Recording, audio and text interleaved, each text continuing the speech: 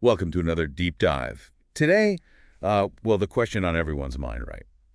Will ChatGPT, will AI steal our jobs? It's the big fear, isn't it? Yeah, and we've got this article, breaks down into 4 parts, and it's funny, kind of like the Luddites, remember them? Smashing those machines back in the day. Afraid of the new tech. Exactly. New tech people freak out. Same thing now. Is AI coming for our paychecks? Is that the story, or is there more to it? Well, first off, the article tackles what ChatGPT won't take, jobs it can't do. That's where this more of X paradox thing comes in. Okay, Moravec's paradox. Heard of it, but over my head. Layman's terms, please, for all of us. Sure. So basically what's hard for us is easy for AI, like grandmaster chess. AI crushes it. Insane math. No problem. But what's easy for us, like recognizing someone's face, walking across the room, even just picking up a mug, that stuff is super hard for AI to do. So AI, it's like brilliant, but can't tie its shoes. Exactly. And the article's point is, because of this paradox, jobs needing those human skills, like stuff we take for granted, those are safe for now, physical stuff, but also understanding people's emotions, all that. So nurses, construction workers, social workers, anyone who needs like that human touch, they're good. Well, it's not quite that black and white. AI might not replace those jobs outright, but it can still help, like make people better at them. More like AI being a helper than taking over completely. Right. Augmenting human capability. Like picture a nurse using AI to analyze patient data, flags potential problems, frees up the nurse to actually, care for the patient. Oh, I see. So the AI is doing the grunt work. Exactly. Or a construction worker using AI tools makes their work more precise, safer, all that. There are tons of possibilities. That makes a lot of sense. But why are these simple human things so hard to program? Grabbing a coffee cup, how's that so tough? Well, think about it. When you reach for a cup, your brain's doing so much behind the scenes. Processing visual info, right?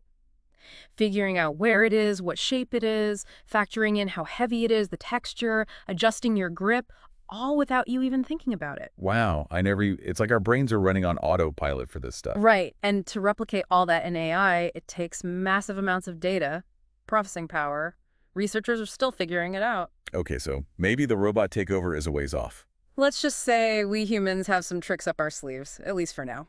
So we've covered what jobs AI won't take. What about the jobs it will create? This is where things get really interesting, right? Absolutely. And the article jumps right into this with a new job you might not have heard of.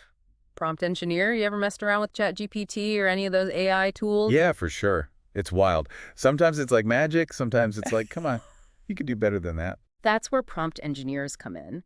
They know how to talk to AI, basically. They craft the perfect prompts to get the best possible results, like giving AI clear instructions so it knows what you want. So they're like AI whisperers. Exactly. And it's a real job.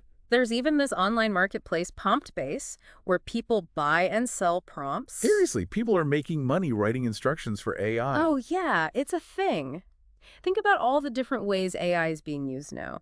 Businesses use it for marketing, customer service, writing creative stuff, all kinds of things. And they all need specific prompts to, guide the AI. So a prompt engineer could, write a prompt to help a company come up with descriptions for their products. Right. Or a script for a YouTube video. Or even, a poem. Exactly. And the better the prompt, the better the results. So these prompt engineers are becoming pretty valuable. This is blowing my mind. I'm already thinking of prompts I could write. Maybe I should quit my job and...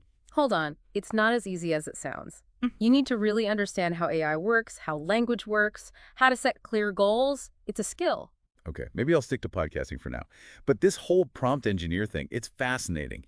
AI creating whole new jobs. Who would have thought? It's like every time technology takes a leap, the job market gets shaken up. New opportunities pop up that we never even imagined. And this is just the beginning, right? I bet there are going to be tons of AI-related jobs we haven't even thought of yet. Absolutely. As AI gets more and more woven into our lives, we're going to need people who can bridge the gap between what we want and what AI can actually do. It's an exciting time to be alive, that's for sure. Okay, so we've got jobs AI won't take and jobs it will create. What about the jobs it will enhance? This is where I'm really curious. This is where things get really interesting, because instead of AI being a threat, the article says, think of it as a tool to make us better. Like a superpower sidekick helping you do your job better, faster, more creatively. Okay, now you're talking.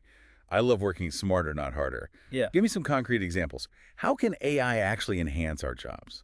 Imagine a copywriter. Using AI to brainstorm headlines, come up with first drafts, frees up time for them to focus on making the message really sing, telling a great story. That makes sense. I could use some AI help with my writing sometimes. Or a programmer.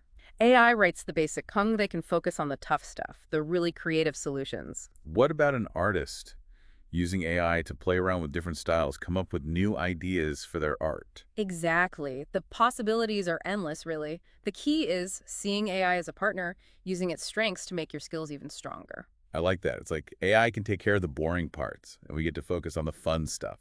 The creative, strategic, human stuff makes me feel a lot more optimistic about the future of work. But are there any real-world examples of this already happening? Oh, absolutely. The article even mentions this one person using Elicit.ai. It's this GPT-3 based tool. They used it to find research papers for a paper they were writing on, AI ethics. Like having a super powered research assistant that can sift through mountains of information in seconds. Wow, that's amazing. Imagine how much time researchers could save. Exactly. Working smarter, not harder. AI does the heavy lifting. We get to focus on what we do best. Critical thinking, creativity, problem solving, and of course, those all important people skills. Okay, so AI can help us in all sorts of jobs. But is there a downside? Risks we should be aware of? That's a great question, and it leads us right into the fourth part. The jobs ChatGPT might take. And here's where we got to be careful, right? Because while AI can make a lot of jobs better, it could also automate some tasks completely, which could mean, yeah, some people lose their jobs. Okay, so this is the elephant in the room, right? The author of this article seems pretty optimistic, saying no jobs are at risk right now from ChatGPT. But how can we know what the future holds? Technology changes so fast. You're right to be skeptical. AI is still young, it's changing all the time. It's hard to know for sure what the long-term impact will be on jobs. So some jobs are safe for now, but who knows about tomorrow? Right, and that's why it's so important to stay informed, be adaptable, be open to new opportunities as they come up. We need to be learning new skills, the kind that'll be valuable in this AI-driven world. This is getting pretty deep. I feel like we're just scratching the surface here. Oh, absolutely. This is a conversation that's going to keep going for a long, long time, and everyone needs to be a part of it. So yeah, we were talking about those jobs AI might take and, needing to be ready for anything in this crazy world of tech. It's a bit, I don't know, scary to think about, isn't it? All this uncertainty. Kinda, yeah. Like, how do we even prepare for jobs that don't exist yet? Or figure out, like, what skills are even going to matter in the future? It's all so up in the air. It's the big question, all right? And this article, it doesn't give us easy answers, but it does make you think. Like, it ends with this quote from Claude Shannon, the guy who basically invented information theory. Okay. Information theory, that's pretty hardcore. Right. Well, he said he imagined a future where humans would be to robots, like dogs are to humans. Whoa, okay, that's a lot to unpack. So, like, we're the pets and AI is running the show. I'm not so sure I like that picture. It's definitely makes you think, right? Not meant to be taken literally, but it makes you wonder about like the power dynamic between us and AI. If AI gets way smarter than us, can we still be in control? Or will we end up relying on it to make all the decisions? Now we're getting into sci-fi territory. Yeah.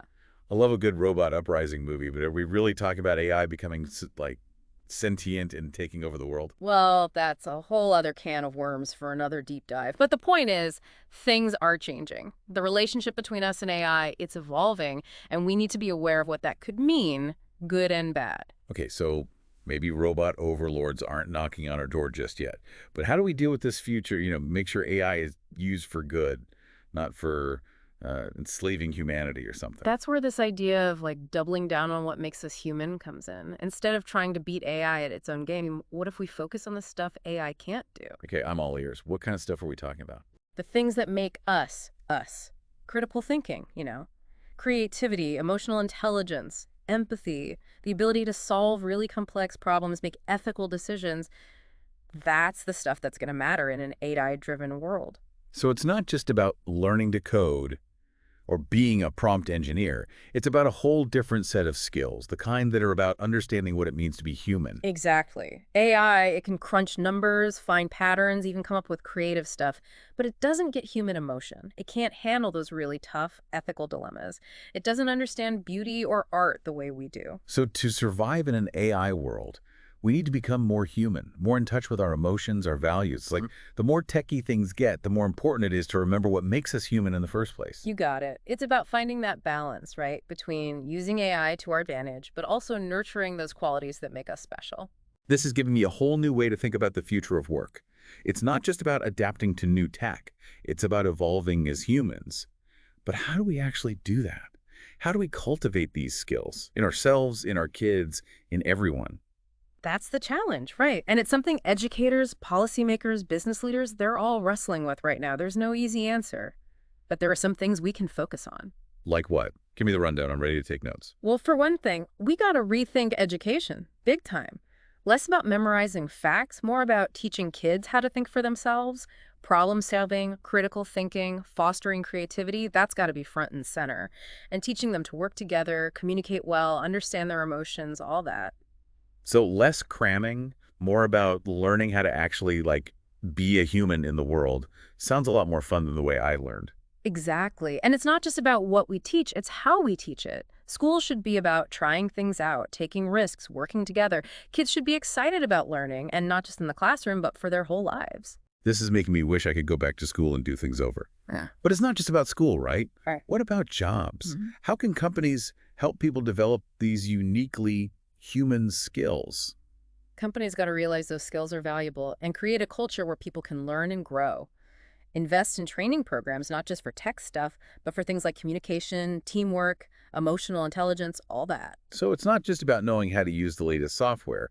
It's about being a good leader, communicator, problem solver, Mhm. especially in a world that's getting more complex all the time. Exactly. And it's about creating a workplace where people feel comfortable taking risks, sharing ideas, learning from their mistakes. People need to feel like they belong, like their work matters. That's how you get people to really shine. This is all great in theory, but is anyone actually doing this? Are there companies out there that are like leading the way in developing these human skills in an AI world? Oh, yeah, definitely. There are companies who are getting it. They're investing in their employees as people, not just workers, like Google, Microsoft.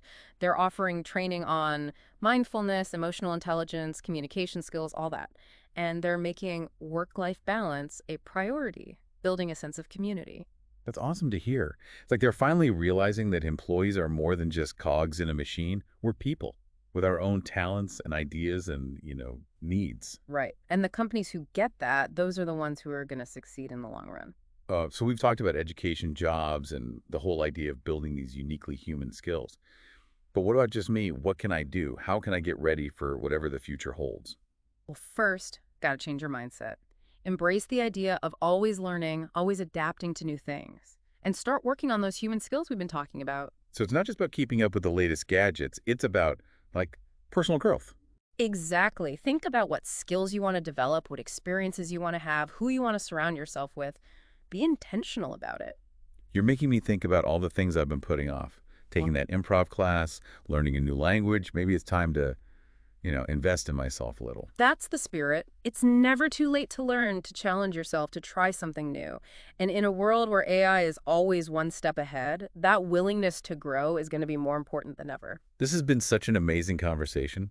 I feel like I understand this whole AI thing so much better now. And honestly, I'm feeling pretty hopeful about the future. It's not about being afraid of AI. It's about working with it, using it to help us become even more human, more creative, more connected. But I'm curious, what's your final takeaway for everyone listening? What's the one thing you want them to remember? That's a good question. If I had to boil it down to one thing, I'd say the future of work. It's not about humans versus AI. It's about humans and AI. Ooh, I like that. Finding that balance where human ingenuity and AI power work together to create something awesome. Exactly. And the key to all of that is knowing what we're good at, what our weaknesses are, and being willing to learn and grow, always. All right, on that inspiring note, I think it's time to wrap things up. But before we go, let's do a quick recap. Remember those jobs ChatGPT won't take? The ones needing, empathy, dexterity, all those very human things. Right. Those are safe, for now at least. And then we talk about the jobs AI is actually creating. Like those prompt engineers, they're like AI whisperers, right? Yeah, it's wild, isn't it? A whole new career path opening up because of AI. And then there's how AI can make our existing jobs better, being more creative, getting more done, all that. Remember that story about using AI for research? Oh, yeah, that was a good one. Having an AI research assistant finding exactly what you need in seconds, that's the dream. Right. But then we had to talk about the elephant in the room, right? Those jobs ChatGPT might take. And that's where things get a little, well, scary, to be honest. Yeah, it's the big unknown. But like we talked about, the future of work isn't about us versus AI, it's about us and AI working together. And that means focusing on those human skills that AI just can't replicate. Critical thinking, creativity, emotional intelligence, all that. So instead of freaking out about AI, we should be figuring out how to use it to our advantage, Yeah, how to team up with it to solve problems, come up with new ideas, all that good stuff. And the first step is developing those human skills, right? In ourselves, in our kids, everyone. exactly. And that means changing the way we think about education, creating a culture of lifelong learning in schools, in workplaces, everywhere. And most importantly, embracing that growth mindset, always be willing to learn and try new things. It's like we're all in this crazy adventure of figuring out how to live in a world where AI is everywhere. And you know what? I'm actually feeling pretty optimistic about it. Me too. It's a Yeah. chance to redefine what it means to be human, push the boundaries of creativity, come up with amazing new solutions, and build a future where technology actually makes our lives better. And that brings us to our final thought for you to chew on. If AI is like a mirror, reflecting what we're capable of, what our limits are, what does that say about us? What are we really good at? And how can we use those strengths to create a future where both humans and AI can thrive? It's a big question and one we all need to be thinking about. And on that note, we're wrapping up this deep dive. Thanks for joining us. And remember, stay curious, keep learning, and embrace